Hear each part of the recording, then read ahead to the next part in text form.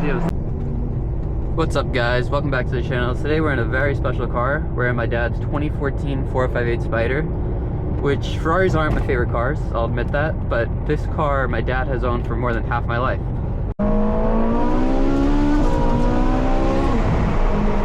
It does sound good, doesn't it?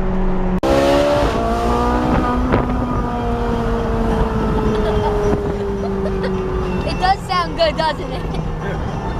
So I do have a lot of sentimental attachment to it. I've had my fair share of critiques of it. For instance, this mirror is not properly on and no one seems to be able to make it stay on, including Ferrari, so there's one right there.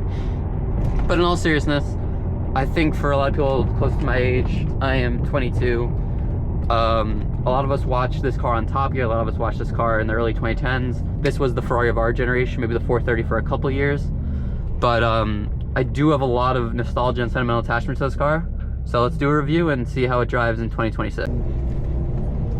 One thing I've always said every time I drive this car, the paddles are just way too high up.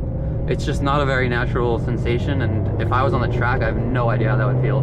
But 458, 4.5 liter V8, Ferrari's last NA V8 in a production car, other than of course the 458 Speciale and Speciale Aperta, and honestly, I don't know if I've ever driven this car in manual. It definitely wakes itself up. I've always accused it of being a little too docile, a little too tame. At low RPMs, it honestly doesn't make much noise. And the steering is insanely light. I've only driven this car in Miami, so there's not really any fun inputs. If I'm on an on-ramp or an off-ramp, I feel the load up in the front end and I feel how special this car can be, but I just don't have the environment to understand it completely. Hopefully we get a red light in a second, because this isn't a very fast road. The pedals, I do feel like I'm in a car from 2014 other than the positions. They don't click like the McLarens or a modern day Porsche. That's a little ticky-tacky, but I love this wheel. I had a Thrustmaster wheel of this growing up for Forza, so I'm very used to seeing this wheel. I will say, all of the controls make no sense. The blinker shouldn't be here, there should be a stalk. That's, I guess, why they can raise the paddles, because there's no stalk here. These screens don't even necessarily work anymore. The right one seems to be dead. You don't see enough information, and as Clarkson joked, this car doesn't have navigation, but you can't have the navigation on at the same time as your speedometer, which is problematic. Manatino down here has been around since the 430 days. It's pretty simple, it works well. It's in sport right now. You put into race, I don't even know what happens. I think it's like 10% off the TC from memory. It's been a while since I've watched a 458 video. I'm not sure if the exhaust gets louder because we're in 7th at 2800 RPM, and when the valves are closed in a 458, you don't hear it. The steering is actually better than I remember, and I also now remember I am in the wrong lane because I want to get off here. The steering is actually better than I remember. It was always so light when I first started driving. I honestly wasn't that much of a fan of it. The steering, although it's light, actually weighs up really nice into a turn, and the chassis feels pretty good. There is a lot of chassis flex, especially in this windshield, for a Spider. I mean, some of it I'm hearing now just from the mirror being taped on, but there's a lot of rigidity issues, I'll call it. I'm used to driving the McLarens with a carbon tub.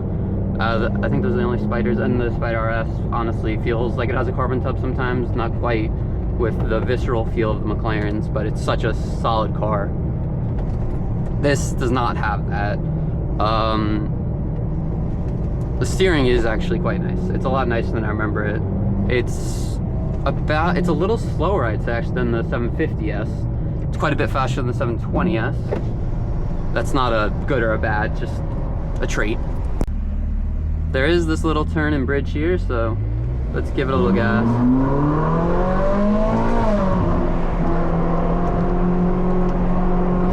Is actually really good. I don't remember which way this turn goes, but giving the car a little wake up. I don't think my dad has probably floored this car since they left New York in 2019, we're gonna guess.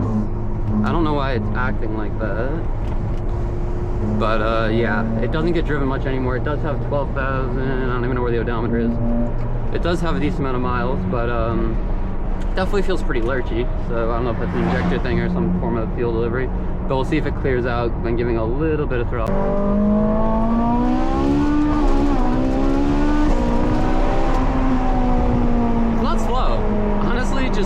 speed, it feels faster than the C8 Z06, which it isn't. 670 horsepower to 563. And I'm now realizing how high the seat is. I can't actually see the red line with my eyes, which is not ideal. But yeah, no hesitation. Car is happy as can be, basically like driving a brand new car. The torque, I think, is 340, so it's about 120 less than a C8 Z06. But the throttle response is so much better, and the grip's so much better. Honestly, really enjoying driving this car right now. There's this saying, don't meet your heroes. When I first drove this car, I just had different expectations for what I thought it would be. Apologies about the windshield. Look clean in the garage. Definitely is not. But I honestly love this thing. I will say brake pedal feel is really good, actually.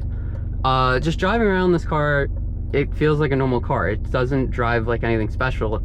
And that's something I think that got lost on me. Whereas, just not even, we're in Miami, we can't give it a lot of gas. We can't fly around a hairpin like if you guys have seen the videos before, like I would like doing. But honestly, I can see the car come alive a little bit. And that excites me for driving this maybe in a more fun environment. And honestly, everything, I don't know why it's hesitating a little bit as it shifts from second to third, third to fourth. Have that looked at. But outside of that, I actually love this car. Not that it's the first consideration when you're buying a sports car or supercar, but the blind spots are actually really not that bad. Like the 720 has that glass see-through buttress on the back, but I can kind of see everywhere in this car. I'd say compared to like a C8, it's way better. It's better than my Lotus even, which has a window in between the front and rear seats. So you'd think that's pretty freaking good. But you can kind of see everything. Like I just got out of the Vet, which has lane change assist and all that. And there's more comfortable without any stupid fancy lights in this. Just look over your shoulder. It's pretty easy.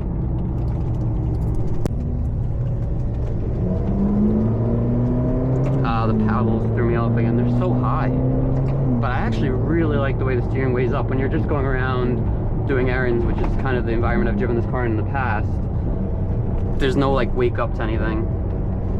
It kind of just feels like a car. When you let it become a Ferrari, become a sports car, become a supercar, for its time, obviously, the performance, not today, it really wakes up and it's a different car. And it's sad to me that this car sits as much as it does, because the Z06 is great, but this is pretty freaking good too, and it's a hell of a lot more special, no offense to any Corvette guys. I'm a massive Corvette guy.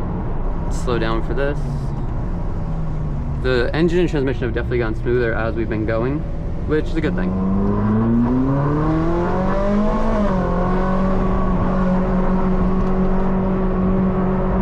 I love the front end of this car. Like, love the front end of this car. Oh my, this car needs to get to New York ASAP, and that mirror needs to be fixed ASAP.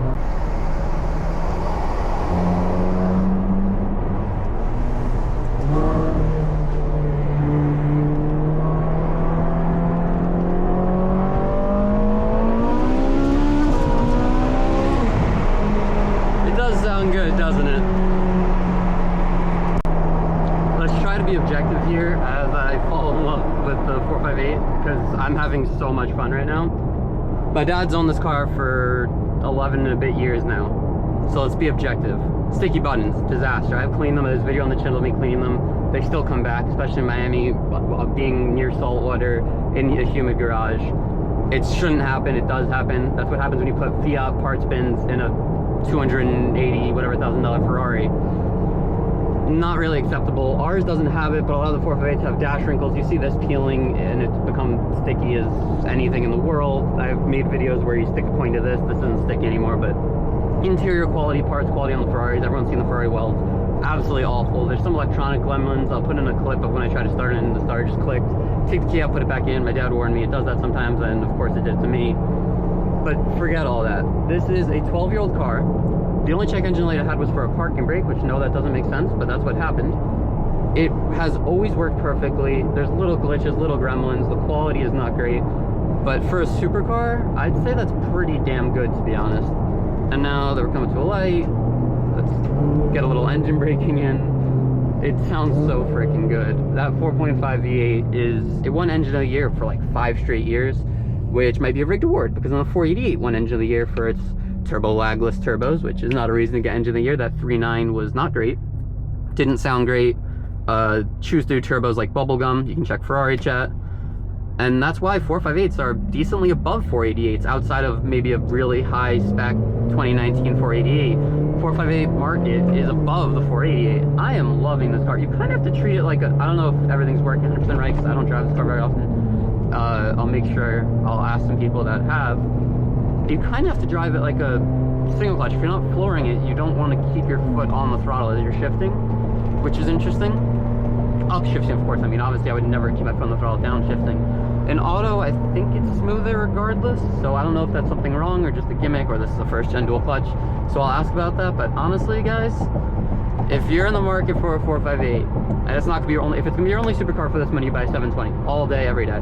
If you want a special car, if you want, maybe if you're a little older, not childhood but teenage memento, this is an unbelievable car. And we almost have sold this a couple of times. I've pushed to sell it.